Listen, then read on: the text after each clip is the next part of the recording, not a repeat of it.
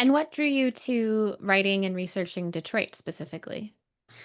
So I was spending a lot of time in Detroit, and I am a history nerd, so I immediately fell down a rabbit hole into Detroit's history, especially, the cultural history. Fell madly in love with the city, and that happened to coincide with a research rabbit hole I was on the pansy and lesbian craze of the 1930s and also the history of queer bars. And putting those dots together pretty much immediately, made this narrative spring to mind for me.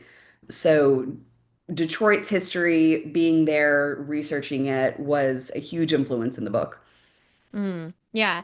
And my understanding of Detroit history is it was particularly maybe hopping in the 1920s and 30s because it's so close to Canada that Prohibition, it was a really strategic place for bootleggers and people who were bringing alcohol in. Is that right? Yeah, absolutely. And the gang that was running it was called the Purple Gang. That was not an invention for my book. They ran Detroit, pretty much all the liquor in and out of Detroit at some point. And smaller neighborhoods like Hamtramck, where my main character lives in, had a little bit less centralized power. It sort of became part of the greater Detroit metro during this time period.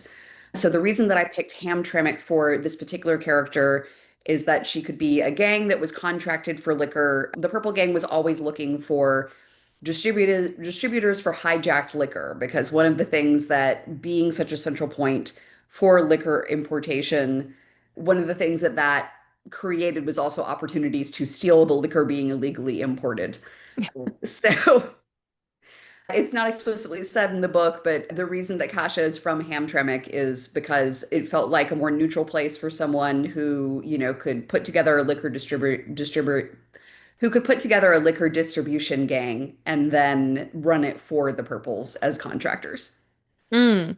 And I know Hamtramck traditionally was a very Polish neighborhood. So did you choose Hamtramck and then find the Polish identity, or were you also interested in exploring the Polish identity and that was a happy coincidence?